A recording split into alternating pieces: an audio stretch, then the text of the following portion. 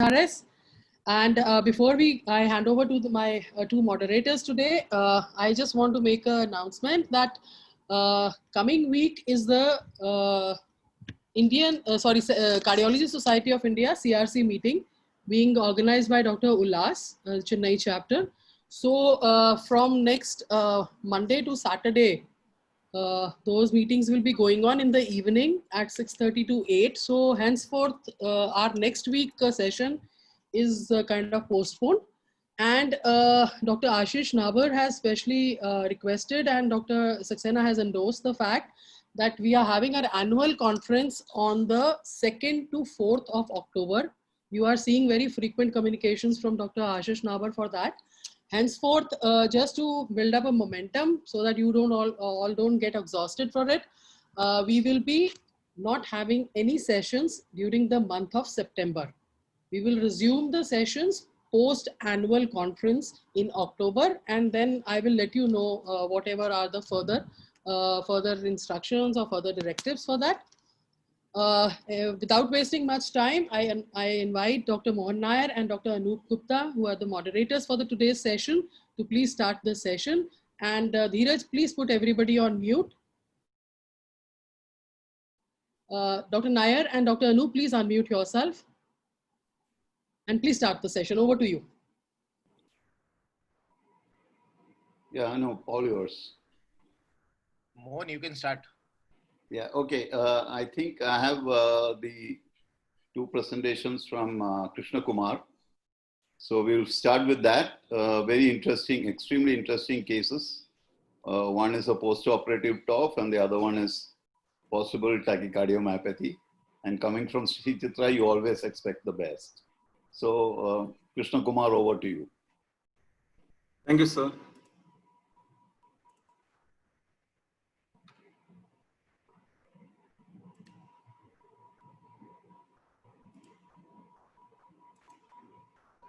Is the screen visible?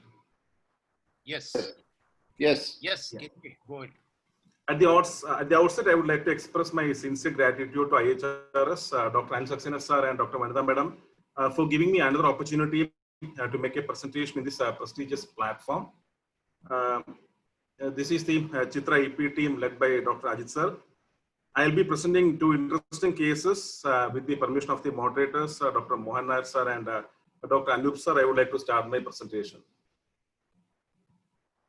Coming to case one, the patient is a 42-year-old lady who presented elsewhere with history of palpitation and pre-syncope. She was reported to have VT and was DC cardioverted in view of her borderline hemodynamics. The lady happened to be an old patient of Sri Chitra who had undergone ICR, that is infundibular resection with a transannular RVOT patch and VSD patch closure for tetralogy of Fallot at the age of 7 years. Subsequently, she was lost to follow-up and until she presented elsewhere with a VT recurring cardioversion. Upon further evaluation at Chitra, she was found to have no residual VSD. She had moderate right ventricular tract outflow obstruction, moderate pulmonary regurgitation with a fair RV function and good LV function. She was an NYHA class 2 with no heart failure. Coming to next slide, this slide shows the tachycardia ECG. It shows LBBB tachycardia with a cycle length of 280 milliseconds and a V6 transition. Coming to next slide, this slide shows the sinus rhythm ECG. It shows RBBB with a QRS duration of 160 milliseconds. Therefore, the fast spontaneous LBBB tachycardia causing pre-syncope, especially in the setting of a lately repaired tetralogy of Fallot, is mostly VT, and we have decided to proceed further as follows. A cardiac MRI was performed which showed no residual VSD, fair RV function, and good LV function. There was moderate pulmonary regurgitation and mildly dilated right ventricle with indexed RV and diastolic volume of 124 ml per meter square. Late gadolinium enhancement was documented corresponding to the RVOT patch and the VSD patch. A cardiac catheterization was also performed which showed moderate RVOTO, normal RV and LV function, and normal epicardial coronaries. Coming to ICD, ICD for secondary prevention. She definitely merits a secondary prevention ICD for the given fact that she had documented spontaneous fast monomorphic VT recurring cardioversion. especially in the setting of a late repair cough. We are also aware that repair cough patients are prone for sudden cardiac death, especially in the setting of fast monomorphic VT, despite having good biventricular function. The guidelines also recommend ICD as class 1 indication. Now coming to radiofrequency ablation, regarding radiofrequency ablation, guidelines recommend it as an adjunct to ICD in managing ventricular arrhythmias in patients with congenital heart disease. At the same time, guidelines do mention that in selected CHD patients, radiofrequency ablation can be an alternative to ICD. Coming back to our patient, ICD was suggested but not implanted because of financial constraints, and she was planned for EPS and RFA. Now let us discuss our plan in the EP lab. We would start with voltage mapping of the RVOT to define the anatomical boundaries, to define the scar due to surgical patches, and to define the intervening low voltage areas or border zones. Then a VT induction would be planned. If VT is to be inducible and hemodynamically stable, we would proceed with an activation mapping and entrainment mapping guided RFA. If VT is not inducible or if VT is hemodynamically unstable, then we would proceed with a pace mapping followed by substrate modification targeting border zones. VT induction will be repeated at the end of the procedure, and VT non-inducibility will be the endpoint. Now coming to voltage map. Voltage map of the RVOT was created during sinus rhythm. Dense curve was defined as less than 0.15 millivolt. Low voltage areas or border zones were defined as less than 1.5 millivolt. Voltage map defined dense scar areas were identified in the RVOT region as well as in the poster-based RV septum, which were indicative of RVOT patch and VST patch respectively.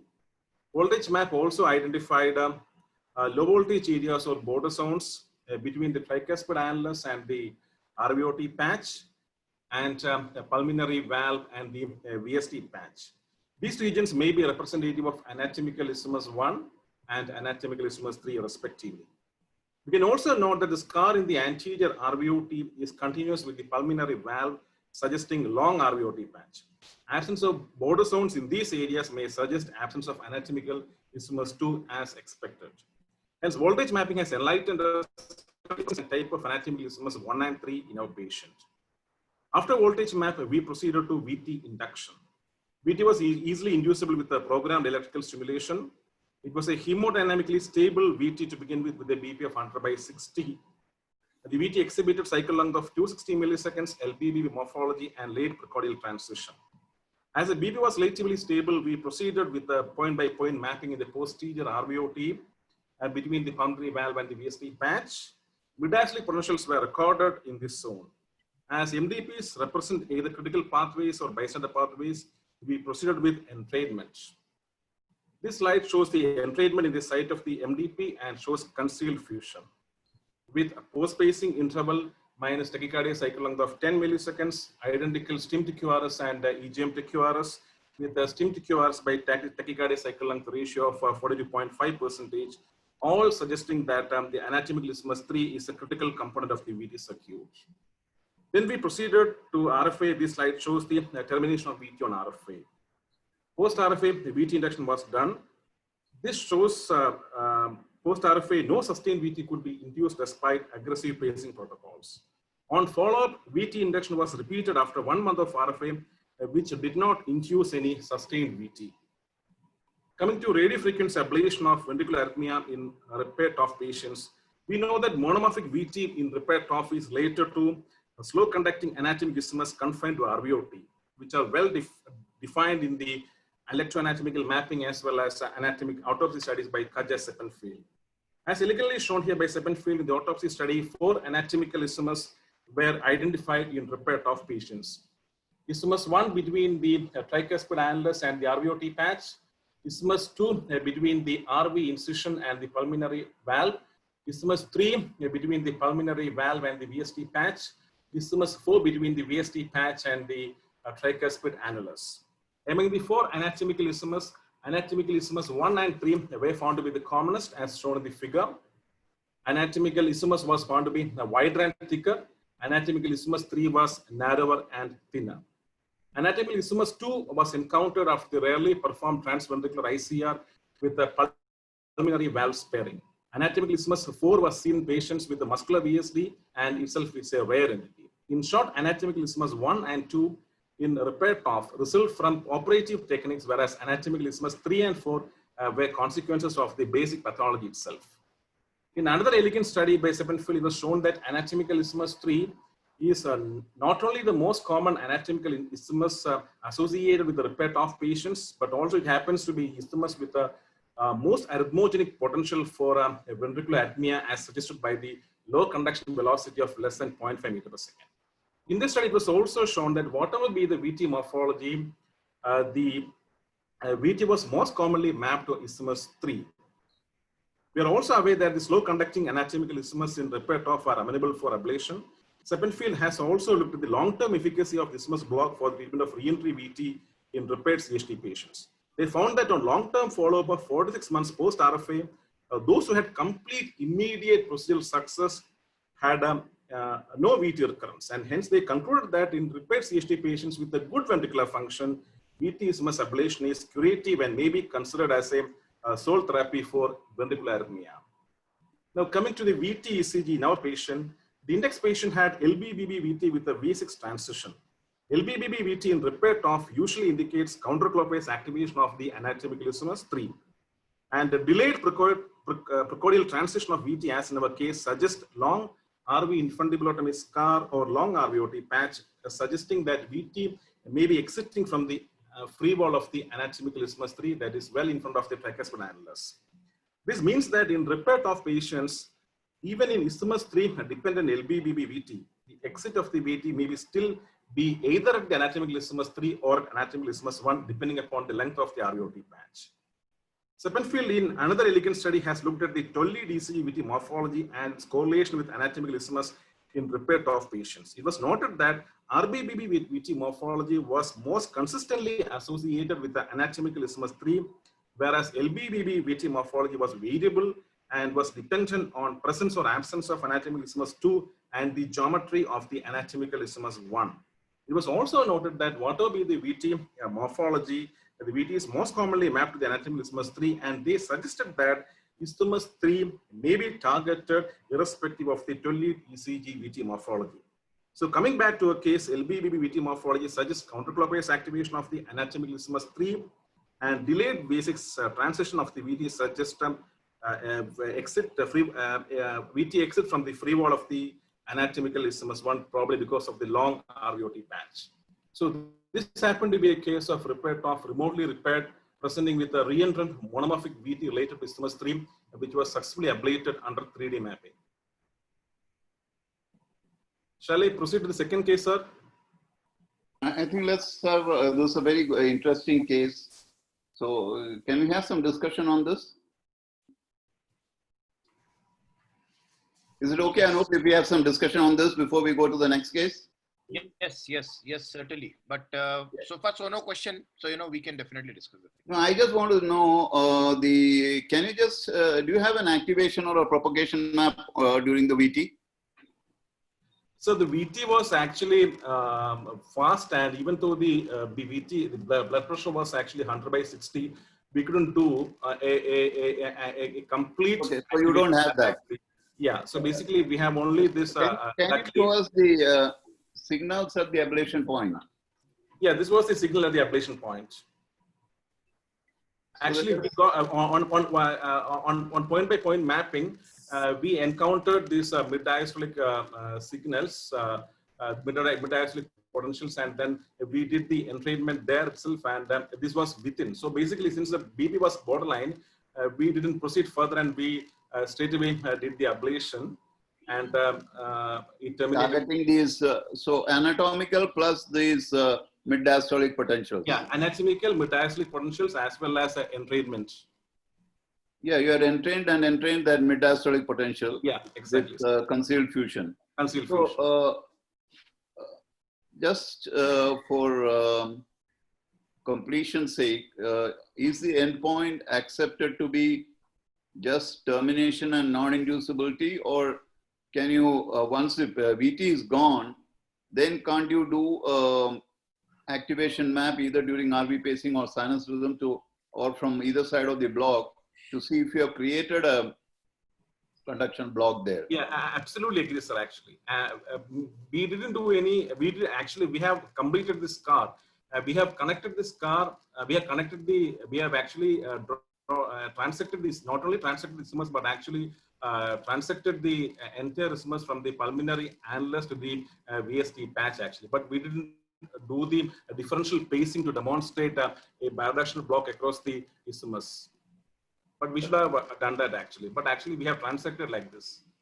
Yeah, that I can understand. You can see those channels between the patch, right? So yeah, actually, we have actually pulmonary annuloplasty, RVOT patch, and VSD repair. That was VSD patch.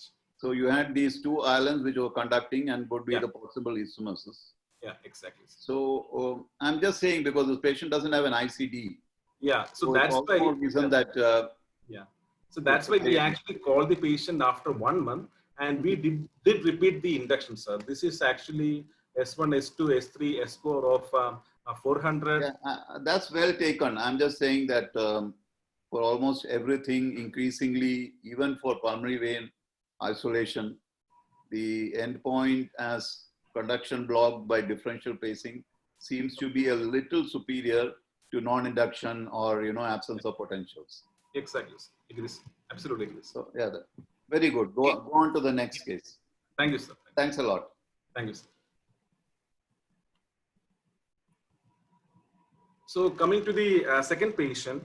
Patient is a 21-year-old gentleman who presented to us with a progressive shortness of breath of 6 months duration. Patient was tachycardic and was in heart failure. Upon evaluation, he was found to have global LV hypokinesia with a mild LV dysfunction. At cardiac MR, there was no LGE. This is the ECG on presentation, which showed a narrow QRS tachycardia at a rate of 150 beats per minute.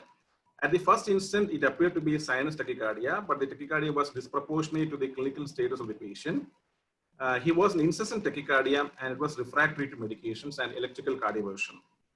Now let us analyze the ECG of the tachycardia. P waves are clearly discernible, and they are well away from the preceding QRS suggesting long RP tachycardia. There is a 1-to-1 RP relationship. The P wave polarity is negative in V1 and positive in AVL, suggesting right atrial exit.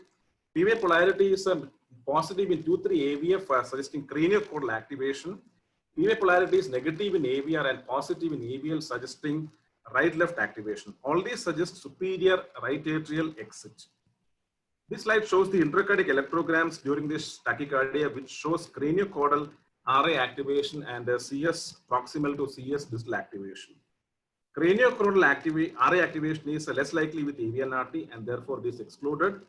This slide shows the response of the tachycardia to ventricular overdrive pacing. We can note that ventricular overdrive pacing has dissociated the ventricle from the atrium with the continuation of the tachycardia, excluding AV re-entry. Now coming back to the intracardiac electrograms, the atrial EGM represents the RA free wall activation here. The atrial EGM at a CS910 represents the septal activation. Atrial EGM at a CS12 represents the LA free wall activation. So the RA activation to LA activation time, the RA free wall activation to LA free wall activation time is 90 milliseconds, or in short, the biatrial activation time is 90 milliseconds, which is actually less than 50% of the tachycardia cycle length. Therefore, macro re-entry involving either of the atrial chambers can be well excluded. This shows the activation mapping during the tachycardia, and at one point of the right atrium, the local bipolar electrogram was earlier than the P wave onset by 52 milliseconds. This is the isochronal map which shows centrifugal activation pattern with earliest at the base or the inferolateral aspect of the right atrial appendage. This slide shows the termination of the tachycardia on RF, and post RFA, no tachycardia could be induced despite aggressive pacing protocols. RA appendage tachycardia is rare. In this series by Kistler, the incidence of RA appendage tachycardia was 0.6%. Some say it is 8%. Even though it is rare, it usually presents as high as 75% of cases with incessant tachycardia, manifesting as tachycardiomyopathy in around 30 to 40% of cases. So this happened to be a case of tachycardiomyopathy with incessant focal atrial tachycardia from the base of the RA appendage, successful RFA done under 3D mapping. Thank you, sir. Very nice, KKM. So, couple of things, like, you got a fantastic signal in 2D mapping. So, any reason of switching over to 3D for this? So And second thing, if you get so good signal in the right atrium, what is the protocol? You still go to the left atrium, map the left atrium to see, or just give burn in the right atrium and see what exactly is happening? Yes, sir. So basically here the patient had a right atrial exit. So it could be either from the superior tricuspid annulus, crista, RA appendage, or even the right superior pulmonary vein. But here the clues were the RA activation time to LA activation time was actually less than 50% of the tachycardia cycling. So basically we could definitely conclude that this is most likely a focal mechanism than a re-entry mechanism. And basically, the second question is, the first questions are basically why 3D mapping was chosen. So basically, RA appendage is a very tricky site. The first one is basically stability because of its moving structure. And second thing is, it is very much pectinated basically. So basically, the power delivery also can be a problem actually. So basically, and also there's a very high chance of recurrence during ablation of RA tachycardia, RA appendage tachycardia, and also there's a high chance of perforation. So basically, for having a better efficacy and at the same time for having a better safety, we have proceeded with incorporating a 3D mapping also, sir, actually. And in this case, the local bipolar electrogram was more than 50 milliseconds earlier than the PVA onset, and the tachycardia went very easily within 3 seconds. So basically, we didn't map the left atrium. And obviously, right superior exit, definitely we have to consider the possibility of right superior pulmonary vein. Our approach is we definitely map the right atrium. Basically, if you are not getting good signals, then definitely we go to the left side. But in this case, we are convinced that this was a focal tachycardia arising from the right side, probably base of RA appendage, and the mere fact that actually it terminated and we got a very good signal. We proceeded with the right side alone, sir. Okay. So what was the power? What is the power setting you keep for appendage ablation? So open irrigated ablation, we start with the 25 watts, 43, and then increase the power gradually to 30 once as consolidation. We, even with the 25 watts, basically it terminated actually. And consolidation was given with the 30 watts. Okay. So couple of questions from RD Yadave. One is, he asked you whether you tried ibabradine prior to ablation. And second thing he has asked, can you show the propagation map in this case? Yeah, so regarding ibabradine, actually, the patient has been having the symptoms for quite 6 months actually, and multiple medications, including electrical cardioversion, was tried actually. And as per our Jaydeva's paper, they have actually shown that among the focal tachycardias, RA appendage tachycardias, especially RA appendage tachycardia, where the tachycardias that classically respond to ibabradine, that was also tried. So basically, despite trying all these medications, basically patients are still having symptoms. And then we started taking this patient because of the medical as well as electrical refractoriness actually. I have the propagation map. And you said it's not already tachycardiomyopathy. It was already tachycardiomyopathy. Already tachycardiomyopathy, basically. Yeah. So we thought. Question from Ullas. Ullas is asking, how was LA flutter existing at the right side excluded in your case? Yes, ideally we have to do the atrial overdrive pacing from the.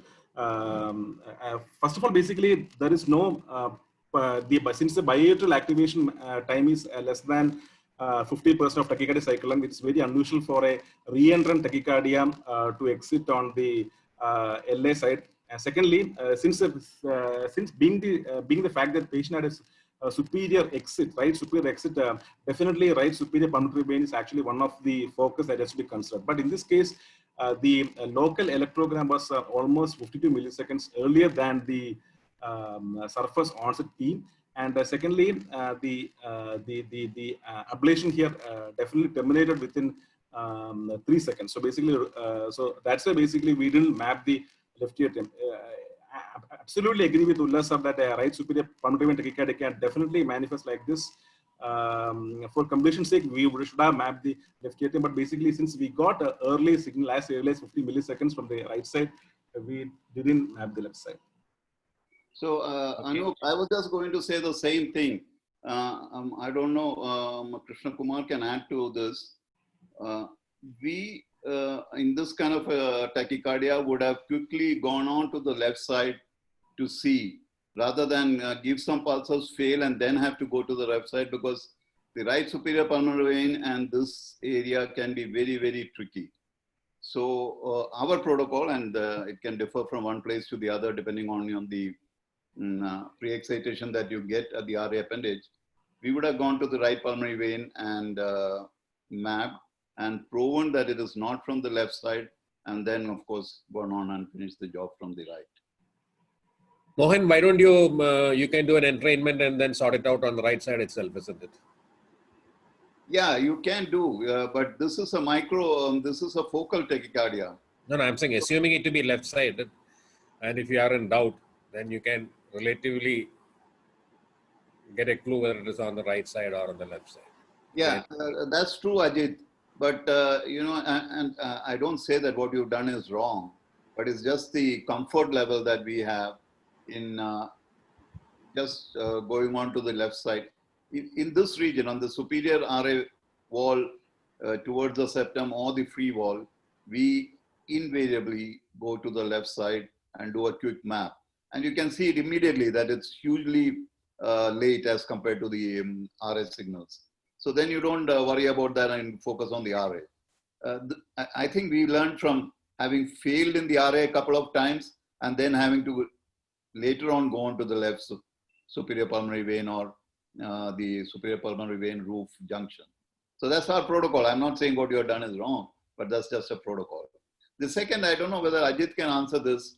When you have a tachycardiomyopathy, is there anything that now with imaging where you can predict, except for the age and the duration of the tachycardia, where the recovery is almost invariable, but this is something which you have to sometimes discuss with the patient. The recovery of function, what predicts recovery of function apart from, some patients will not recover the function. So does the MRI help you or? Yeah, it does actually. In fact, I have looked at this specific aspect. What we have seen is that tachycardiomyopathy does not have any delayed gadolinium enhancement. So despite all the other cardiomyopathies tend to have some form of enhancement. So the absence makes it likely that it is likely to recover. Okay. So you could do this prior to ablation. So if there is no LGE, no, then the patient is not in tachycardia to recover. Yeah. Okay. Thanks. Mohan, a point regarding the first case. Yeah. I think one of the most important point is that in all cases of post-op tetralogy, your isthmus is likely to be between the RVOT patch and the pulmonary vein. So you can give a straight ablation.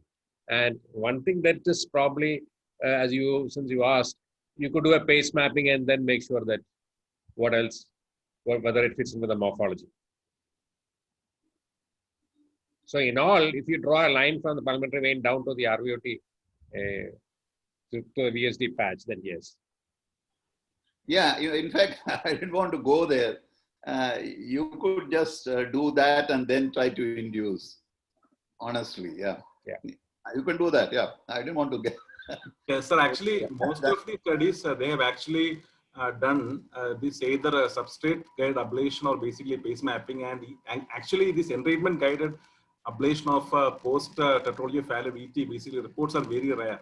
So that's basically we actually wanted to identify the VT circuits and then target it actually. So that is more science than basically going there and targeting the substrate basically. So basically we actually want to prove that the VT circuit is there and then we burn there and then so that basically it becomes more convincing, sir, actually. So that's why we wanted to take a chance and basically in view of the fact that patient had a borderline hemodynamics, basically we went there and then luckily for us and for the patient, MDPs were there actually. So we could just do the entrainment and find the focus and ablate it.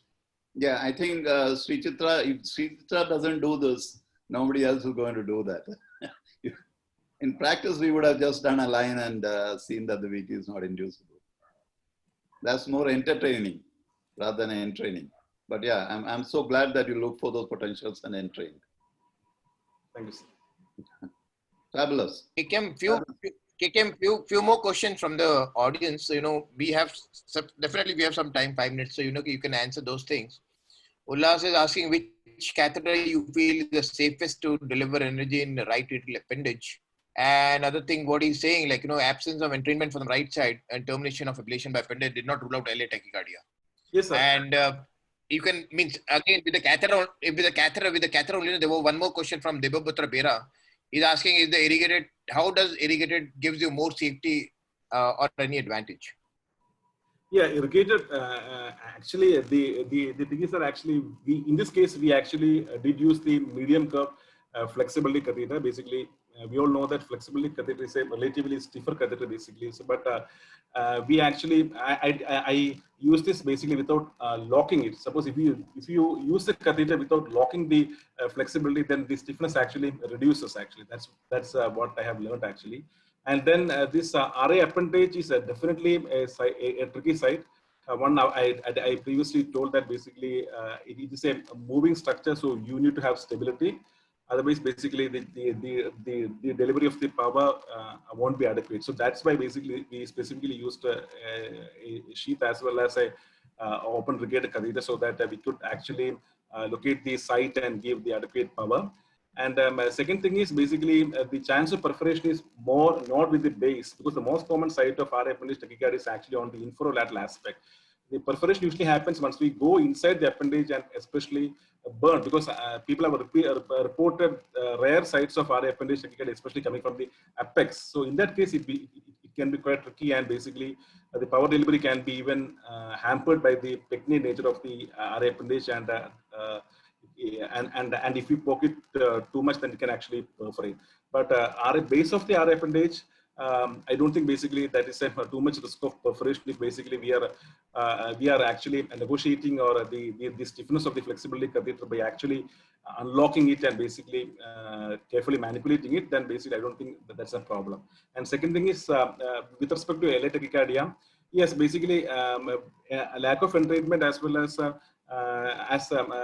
correctly, Ullas sir said basically it didn't exclude any this LA tachycardia, but the fact that patient had this local electrogram, which is as early as 52 milliseconds, we thought that whether it is very unusual for this RSP tachycardia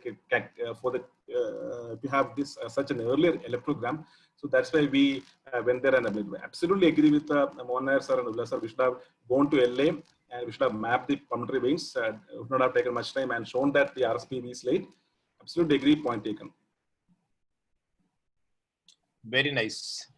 So I think we should move on to the next presenter. Deepak again is a very dynamic guy from Bangalore. So it's all Deepak, you can start your presentation. Thank you, sir. I shall be presenting on arrhythmias. And thank you, KKM. Thank you, sir. Thank you. Shall be presenting on atrial arrhythmias in grown-up congenital heart disease. And this is essentially an attempt to simplify these arrhythmias. A lot of us have ablated these arrhythmias. They're pretty straightforward. It's an attempt to see if we can get some mechanisms out of what is going on. Just give me a second. The objectives again for this first case is basically multiple flutters in adult patient with GUCH. How do you approach that? Use of electrophysiological techniques to discern the unusual circuits and discuss limitations of entrainment in this subset. The history is a 45-year-old male having pulmonary atresia with ventricular septal defect, has had multiple previous cardiac surgeries, presenting with tachyarrhythmia now, atrial tachyarrhythmia, which has failed sotalol. He has an intolerance to amiodarone, and therefore a decision to ablate has been taken. This is the baseline ECG, sinus rhythm, suggesting of a right bundle branch block. You have a nice left axis deviation, and the R dash is quite prominent in these patients. You can also see fragmentation of the inferior leads, the QRS in the inferior leads, suggests to have even some amount of myocardial involvement as would be expected in a patient with tetralogy. This was the ECG, the wide complex during the arrhythmia, which was a wide complex tachycardia with QRS morphology similar to that of the baseline sinus rhythm. Intermittently, there is a change in the cycle length, which needs to be explained, unsure of what it is at the baseline, but could be either one of two or three things. It could either be some kind of an atrial tachycardia, which is entrained the arrhythmia circuit or a flutter circuit for a beat, or it could be two competing flutter circuits at this point in time. We shall see during the course of the case if this actually pans out. Treatment-wise, he has been repaired sequentially over the years. At the age of 2 years, he's had a BT shunt. At the age of 7 years, the VSD was closed. A Hancock conduit was introduced between the PA and the RV. 28 years, there was a homograph replacement. 30 years, it was redone again. And at 32 years, a pulmonary SPV graft and a Carpentier-Edwards valve at the tricuspid position was put in. The scars, therefore, that we expect in this patient are scars of right atriotomy into two, a cardiopulmonary bypass cannula scars near the SVC, the infundibular scar for the tetralogy, as well as scars at the site of the valve ring. More importantly, being an atrial arrhythmia, it's important to ascertain the scars at the site of the valve ring between the right atrium and the right ventricle. We plan to ablate this patient, so our setup for this patient was mainly RIJ with the CS catheter. A right femoral vein, we had one which was open, then placed an ablation catheter, irrigated, as well as a 20-pole catheter which went to the free wall of the RA. Left femoral vein, the HRA, the HIS, and the RV. Arterial monitoring, preferred to do the case under sedation with an anesthetist at board, followed by GA if required, and we started the case off in CARTO. This was the first flutter that was induced with a cycle length of 440 milliseconds during the placement of catheters. The catheter positions at the beginning of the case were this. You had the 20-pole catheter, which was placed along the lateral right atrial wall. The CS catheter, an octapolar HIS, which was placed high up in the high right atrium.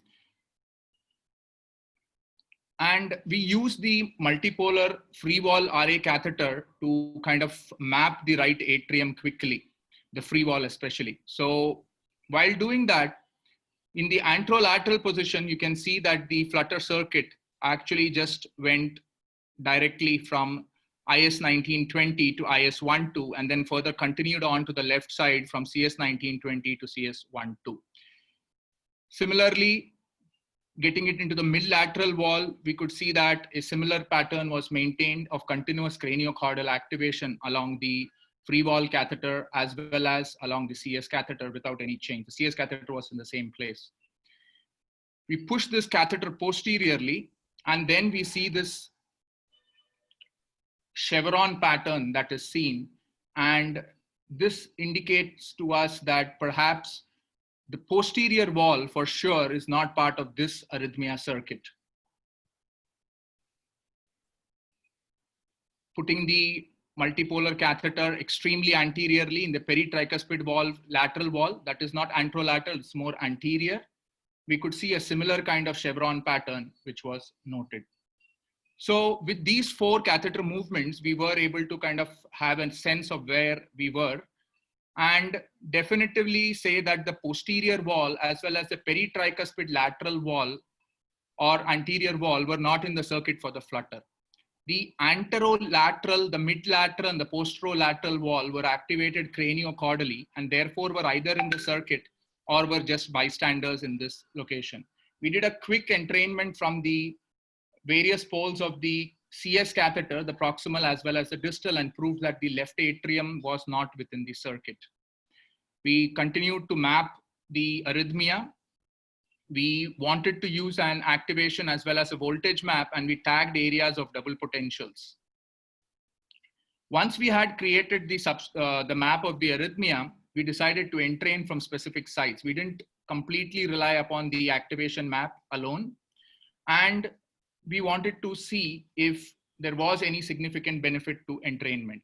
So this site of entrainment is, just draw your attention to the small cartoon out here. This was on the CTI close to the IVC. And if you look at the PPI TCL, it was pretty much out of circuit. Not by much, but still out of circuit. So the posterior cavotricuspid isthmus was not within the circuit of this arrhythmia. Going on to the anterior cavotricuspid isthmus, you can see that the anterior cavotricuspid isthmus was within the circuit here. Again, moving on to the mid-lateral wall with the ablation catheter, PPI was equal to TCL at this location, suggesting concurring with our activation pattern sequences over the multipolar catheter, that it was within the circuit. So how is it that you have the anterior CTI within the circuit and the posterior CTI not in circuit? Similarly, anterolateral wall is within the circuit and the posterolateral wall not in the circuit. So this can be explained either by the presence of a area or a ridge which is not conducting, like the Eustachian ridge, or by a term called as a tributarized isthmus. In patients who've undergone multiple surgeries, the isthmus, CTI isthmus, can actually be tributarized in a way that only certain parts of that isthmus may be available for purposes of conduction or for purposes of participation within an arrhythmia circuit.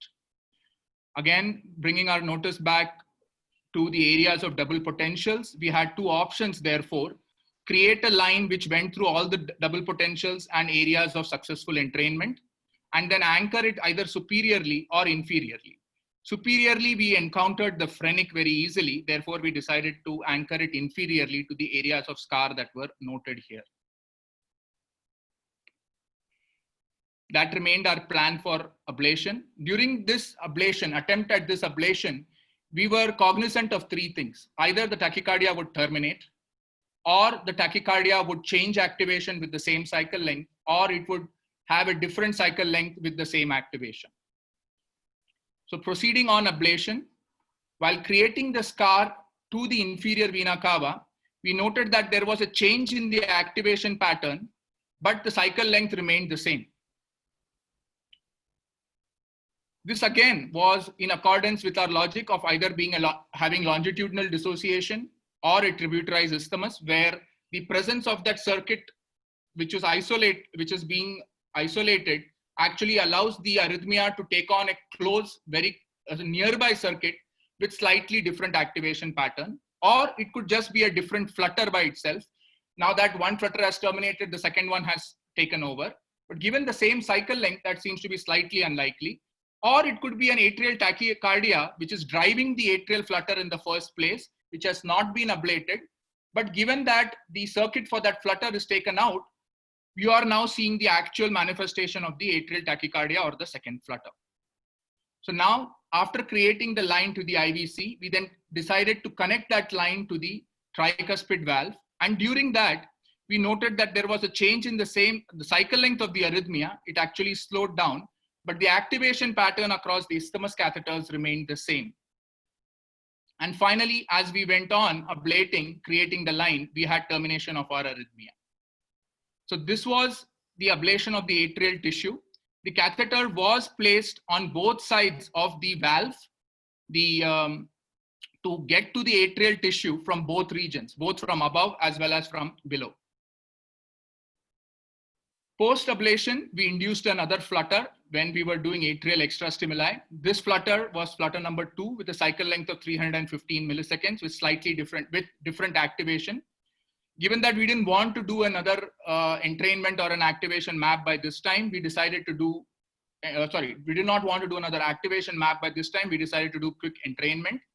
And we found that although the lateral wall had long fractionated signals as shown here, entrainment everywhere else, including the left atrium, was long. How do we explain that?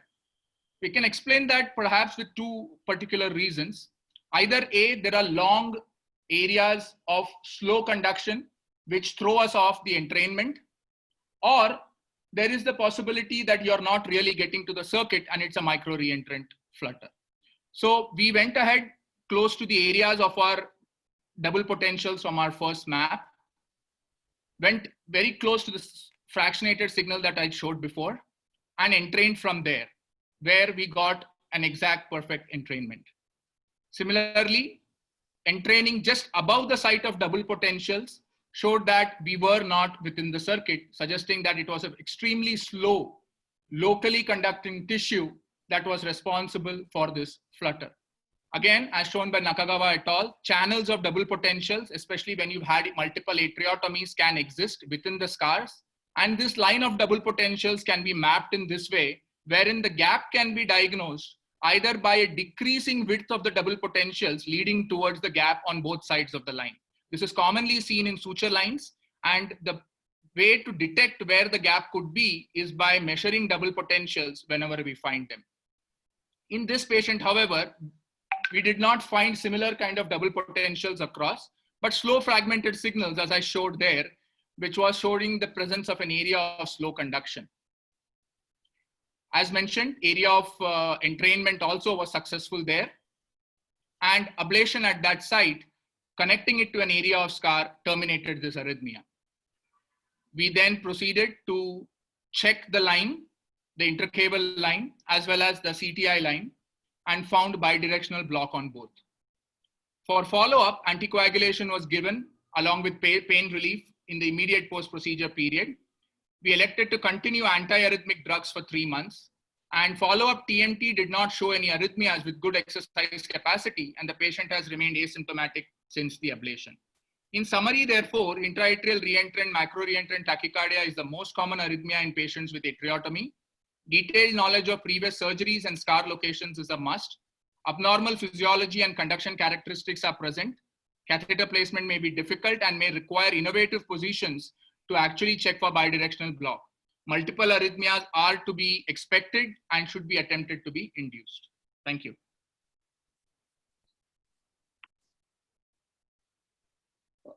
Very nice, Deepak. Can you go to that first intracardiac that you showed, where there was mapping of the flutter? I think it was your second or third slide. Deepak, can you hear me? Yes, sir. Yes, sir. Just give me a second. Just go into that. Can you see the signals? No, we can't see your screen. You have to share it. Okay. You have to start sharing again, Deepak. So 1 second.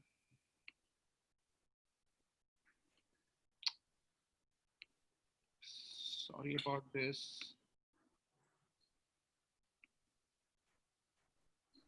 Here we go. This one? No. No, intracardiac signals. Much before this, because there's the CS and. This was the one, sir.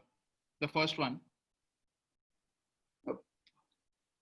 Yeah, go back to the intracardiacs. These are the ones. Is there a suggestion here of double potentials? Not at this point. Coming in on this point. Can you see this? Yes.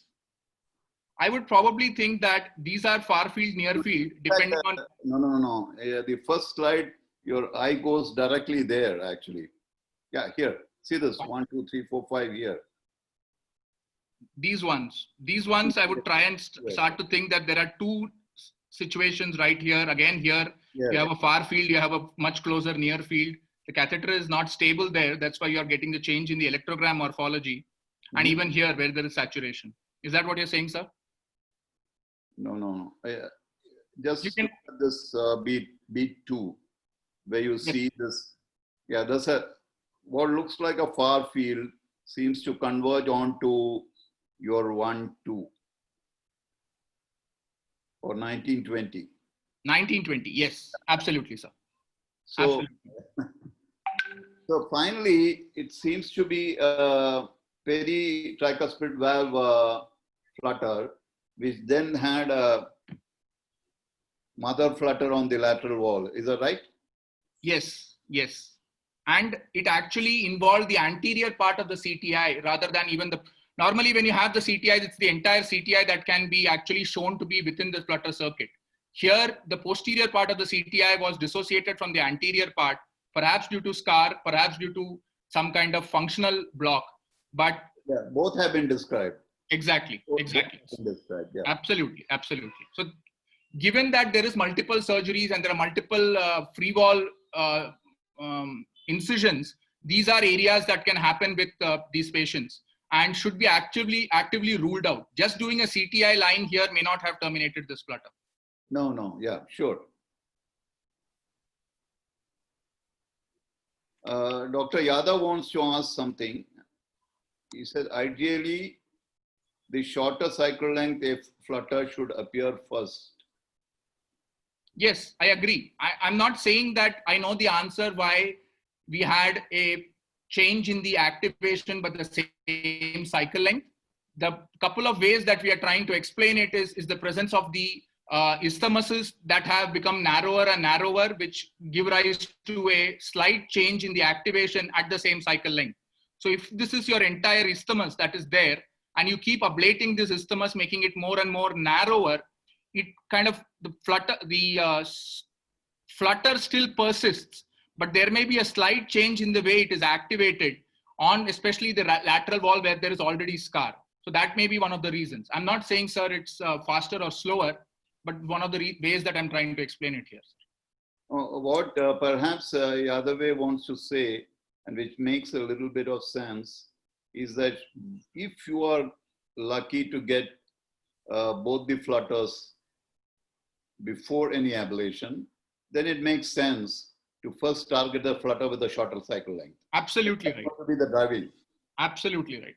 So that's what I think Yadave was trying to say. Sir, I have two choices here when I saw that. One is either you decide to ablate anatomically, other you try and take out one flutter at a time and see what the activation changes. That's why I find the lateral wall isthmus catheter to be very useful, despite the fact that we have got good electroanatomical mapping systems. Because slight changes in tachycardia, cycle length, and activation, you're not very well able to discern without enough catheters in the heart. Absolutely, very well taken. Wonderful case. You have something more to show? Or? I do, sir. Just give me 1 second, sir. Okay, go ahead.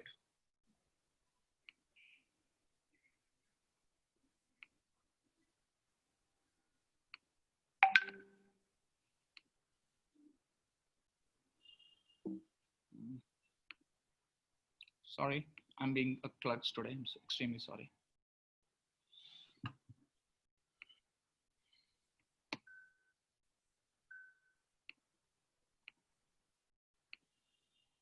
This is my second case for today.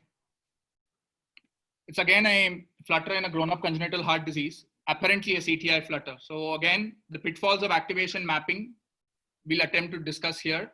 Role of entrainment mapping, the significance of double potentials, and assessment of bidirectional block. So by history, we have a 62-year-old male who was status post open repair for sinus venosus ASD and a PA-PVC. Multiple episodes of palpitations were present, and he's had 3 episodes of syncope. For his episodes of palpitations, it was diagnosed to have atrial arrhythmias, and he's had multiple cardioversions. Antiarrhythmic drugs have failed, and he presented to us for purposes of ablation. As far as his previous cardiac surgeries go, his SVC was connected, his ASD was closed off with the pericardial, sinus venosus ASD was closed off with the pericardial patch. The anomalous pulmonary venous vein, which was going into the SVC, was then connected to the LA. And the OS ASD, the ostium secundum ASD, was oversown. So the scars present in this patient were scars from a right atriotomy, the cardiopulmonary bypass cannula, the scars at the pericardial patch for the sinus venosus ASD, and an oversown ostium secundum ASD. This was the ECG at the time of his previous flutters. Again, negative in 2-3 and AVF, corresponding to a terminal positivity in V1, probably suggesting involvement of the cavo-tricuspid isthmus. The setup was more or less the same from like the previous case, the CS catheter from the neck, an ablation catheter and a 20-pole catheter from the groin, HRA, HIS, and the RV catheter along with arterial monitoring. We prefer to do the case under sedation with CARTO. The catheter positions for the initial part of it were these, with the multipolar catheter on the lateral wall. So when we induced the arrhythmia, this was the activation pattern seen. Cycle length was fairly stable, and between the complexes, there was no change. However, the CS catheter was pretty much consistent, having an activation from the CS19 proximally to CS12 distally. The isthmus catheter, however, did show some slight change in periodic change in activation. If I could just draw your attention to these complexes, this is clearly very nicely showing one arrhythmia circuit within the right atrium, wherein it activates the RA free wall, craniocaudal, turns around at the CTI, and then goes up right there into HRA, which is placed at the septal end of the, near the septal end, and then comes back down. But if you look at the activation subsequently here in this beat, which is actually the second beat and the third beat here, you can actually see that there is a gap between at IS 11-12, suggestive of either a delay in circuit which becomes worse in the third beat. So this is the pattern that was consistently seen during the arrhythmia. The cycle length was more or less consistent within 10 milliseconds of each other. This pattern was repetitive, consisting of this beat without any change in the IS craniocaudal activation, with slight delay and then significant delay here. This was also associated with a same activation independent of these in the CS catheter from proximal to distal. EGMs also showed similar changes in morphology depending on which sequence of activation was seen on the isthmus catheter. You can actually see the hints of a double potential here, and even conduction to the ventricle was similar, with these two giving a 2:1 conduction to the ventricle, and with this kind of activation immediately conducting to the ventricle. Going ahead from here, now we were caught in some kind of a problem again. Either we could do it anatomic wise by just creating a cavotricuspid isthmus line and then seeing if the flutter circuit changed, or creating an intercaval line and then seeing if the flutter circuit changes. Because slight variations in the activation morphology may actually lead to abnormalities in the way you are creating an activation map. But given that we had relatively stable morphologies in the IS 1920 to IS 12, we decided to go ahead, create an activation map. We did take care to ensure that this was the activation that we were mapping, and these two activations were not mapped.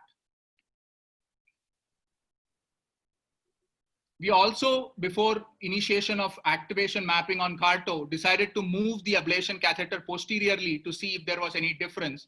And here we noted that activation craniocaudally was near simultaneous, thereby directly mentioning that the posterior wall or the posterolateral wall was most definitely not within the circuit.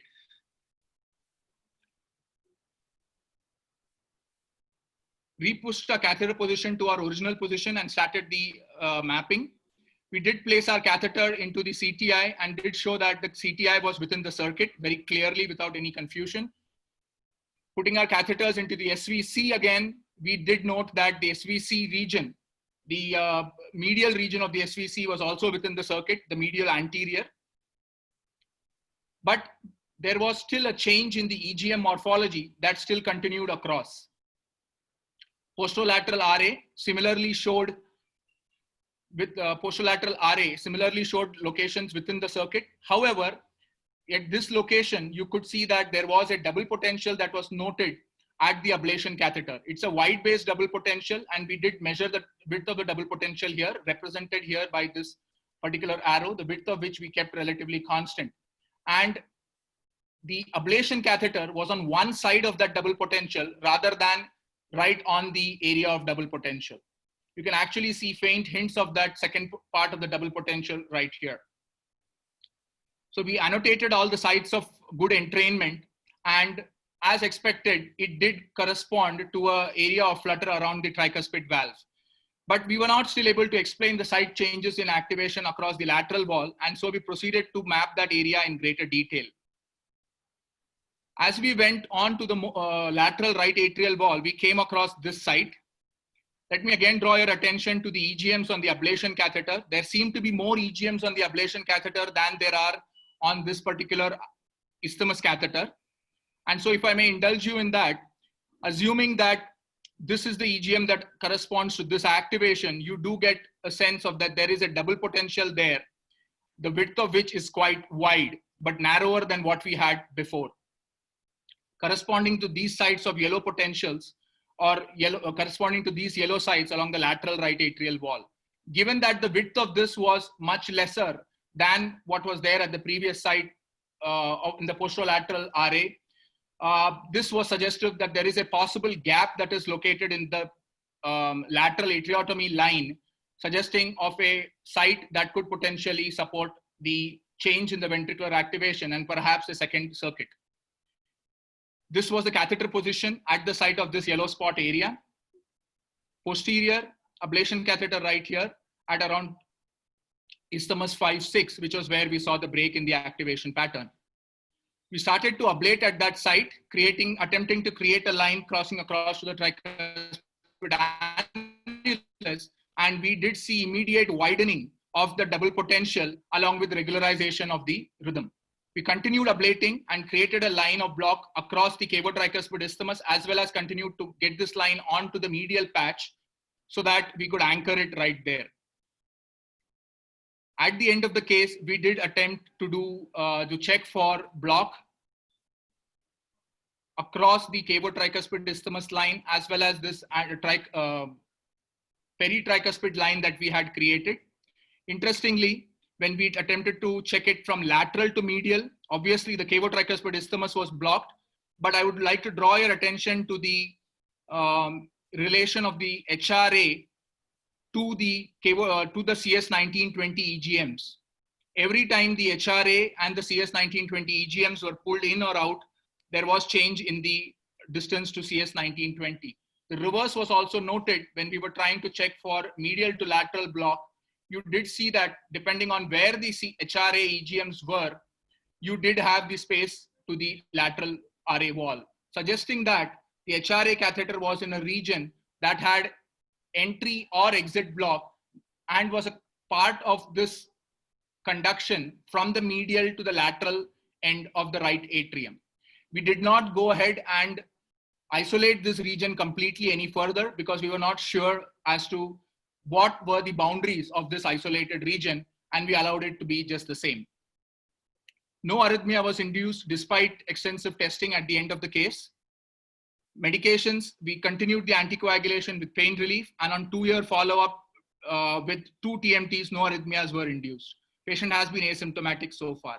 In summary, therefore, variable activation is present in patients with congenital heart disease postoperatively with atrial arrhythmias. Activation mapping may be a challenge, especially if there are changes in cycle length or changes in activation patterns.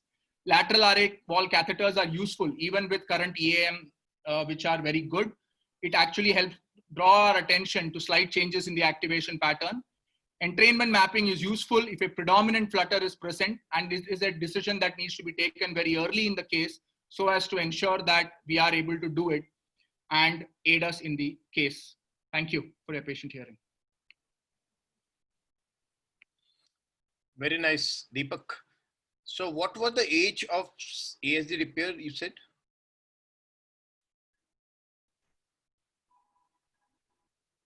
Deepak, what was the age of presentation? You have to unmute. Deepak, you have muted yourself. 2021 at the 20 years post-surgery, sir. 42 at the time of presentation, 42 and 44. So Okay. the ASD surgery was at 20 years. Yes, sir. Can you go to that EJM where you showed those extra, the atrial electrograms being more than the, Yes. and you said it's a widely spaced double potential. Yes, sir. This one? Yeah. So this is not 1-to-1 double. This is, so many 3, 1, 2, 3, 4. Yes, sir. But again, you can see the initial atrial activation actually corresponding to the activation pattern on the lateral isthmus catheter.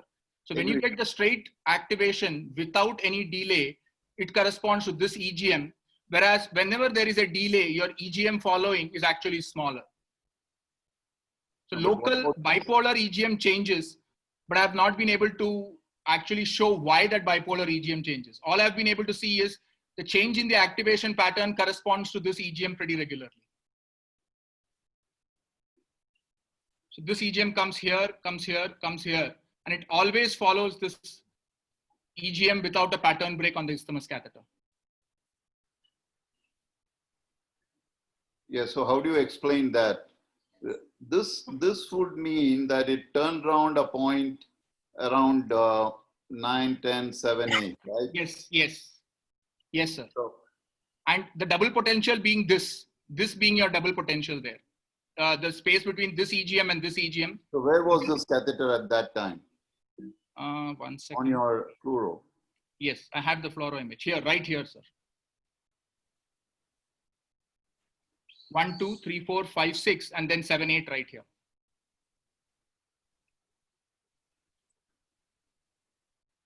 Right. So in the end, you made a cavo tricuspid line Yes, sir. and a lateral RA to the tricuspid line, right? Yes, So, yes. and you got the break in tachycardia during this line, the upper line, I would think. The change in the activation across the isthmus catheter, which was so predominant across the whole case, immediately went away. The width of the DP increased and the rhythm then suddenly regularized in terms of its activation. And then because I didn't see any scar across, there was not significant amount of scar, I decided to continue it to the medial scar and then connect my cavo-tricuspid isthmus line there. So the tachycardia terminated during the cavo-tricuspid isthmus line because we did prove that that was an important part of the tachycardia circuit with entrainment, and that is where it terminated. But the change in the activation was probably a small micro-reentrant flutter right here, which was entraining the tachycardia circuit intermittently. And it was regular, like 2:3:2, sorry, a 2:1 entrainment there. So, is there an argument to say that you could have stopped with the TAIVC line alone? I probably could have stopped with focal burns in this region. Right. Focal burns in this region and then left the just done a TAIVC line. But I really didn't want to have any chance of a perilesional arrhythmia happening because I did quite extensively ablate all these potentials in this region. And so I was a little bit uncertain about it. So when you, again, just practical, when you play around a RA tricuspid valve line, are you worried about in a deformed heart? Are you worried about heart blocks and things like that? Sir, when you're doing an RA tricuspid line, I make it sure that it's never a septal line as far as possible. I try to get it onto the posterior wall of the RA, drag it posteriorly and stop it to where an area of scar is. In this case, the area of scar was either superiorly to the sinus venosus VSD patch, sorry, ASD patch, or to the ostium secundum ASD where it was oversown. I chose to go towards the ostium secundum ASD where it was oversown. Anterior to that location in this region was where I would expect the conduction system to be there. Right. Yeah, so Yadave has the same query that there could be a heart block. I would not take it anteriorly, sir. I would take it posteriorly so as Right. to avoid that chance. Right. I agree. There's What Yadave is saying that, the Krista double potential can be present in structure normal heart with the tricuspid IVC isthmus atrial flutter also. Absolutely, So sir. that- Absolutely. So that doesn't say like, it was due to scar only. Yes, but it may or may not be due to scar, but then it regularized the change in the activation patterns pretty immediately. That is what told me that perhaps it has got something to do with the changing activation patterns we saw across the arrhythmia. Because at the beginning of the case, if you can see here, sir, if you can draw your attention, this is clearly 2:1 conduction to the ventricle 2 with a static activation pattern. And if we go back to the beginning of the case, there was a changing activation pattern right here, and which also corresponded to the way it was conducting to the ventricle. So definitively there was a way that this change in the activation pattern was keeping the circuit going and conducting to the ventricle. So I just wanted to take out all the areas in that location. Yes, I agree with Dr. Yadave that that location looked healthy in terms of the atrial EGM, but it could actually be looked at in a different way as wide double potentials too. And there was fractionation in and around that region that I could see. So I thought it was a good idea to take it out.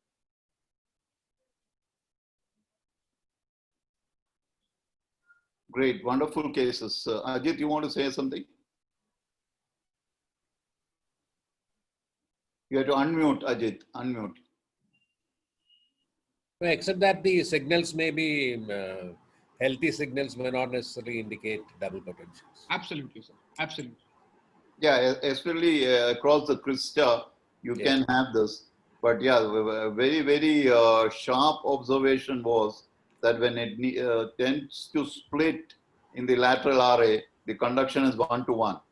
And when it was not splitting, it was 2:1. Yes. That says that it was taking another route and engaging the conduction system faster whenever it's split in that lateral RA catheter. So that's a very interesting observation. I've never seen this before. Sir, another thing that I found was that the width of the double potential at this location right here was much lesser than the width of double potential that we had seen earlier in the case, especially in the posterolateral RA. When we saw these wide potentials and we tried to measure their width, this width was longer than the width I found here. So that kind of told me that perhaps it's actually going towards a break in the scar line and towards the gap. I didn't, technically I would have loved to be able to create a map with the double potentials mapped according to the width, but I just took the risk of actually ablating here and getting away with it. We did check for phrenic prior to ablation, given that it was a post-operative case. And since I didn't find that, I took that risk. But I entirely agree with you. Right, right.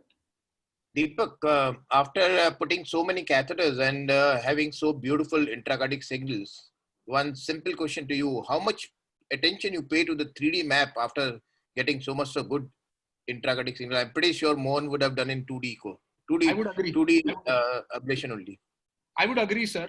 For me, sir, 3D is mainly a way to supplement what I'm doing on 2D. It helps me keep points of interest that I want to come back to later. With 2D, I'm unable to do that. I can tag points and continue mapping the arrhythmia and come back to those points. In 2D, I find that to be a challenge. Yes, catheters would help me, but exact point coming back after you mapped the entire circuit becomes a challenge. When I'm doing these cases on 2D, sir, I get an urge to ablate at interesting sites and see what happens to the arrhythmia, which then does not help me understand the mechanism of it. That's why I prefer 2D. Agree with you. Yeah, right. I think we are again coming to agreeing on the point that with atrial arrhythmias, particularly with atrial arrhythmias, the 2D is mainly to get back to a point, tag your points, etc. It does not take away anything from the extreme importance of intracardiac electrograms. Yes. I am like Anup Singh. I ablate almost entirely on electrograms. Yeah, you're right. If you want to go back, you want to test some other areas, play around with some maneuvers, then the 2D very easy to go back and forth. So our protocol is to have all these patients 3D enabled. So and it's very it's a big lottery for the patient if we don't end up using the 3D patch. I would agree. No, but Mohan, I think when you're dealing with the post-operative case, when you expect multiple scars, and especially when the atriotomy incisions vary, then I think it's probably important to do a 3D as well. Yeah, I agree. This kind of a complex case, sure, but run-of-the-mill second MASD closure, perhaps no. Perhaps, because again, for so many years we have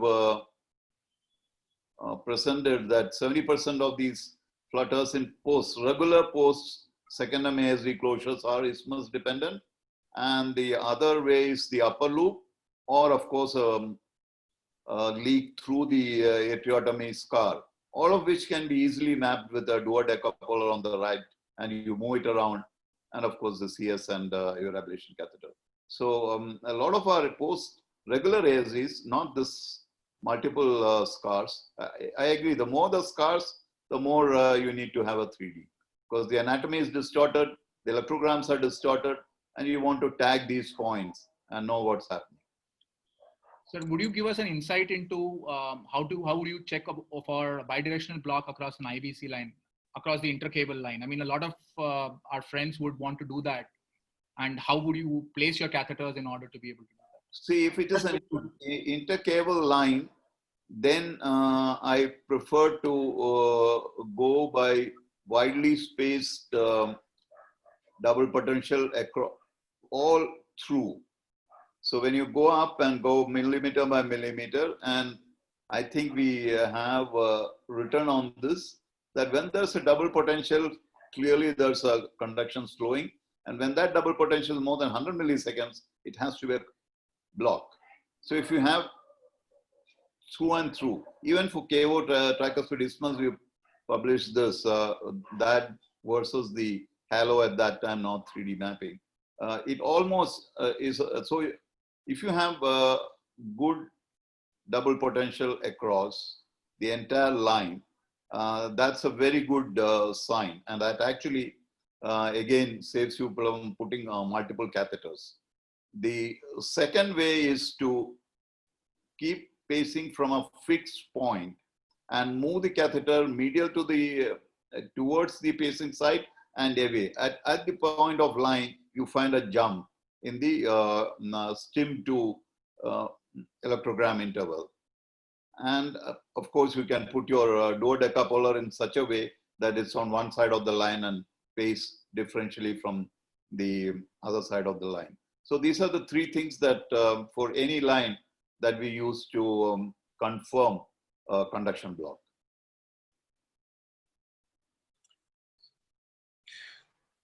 Great. Any further comments from anybody?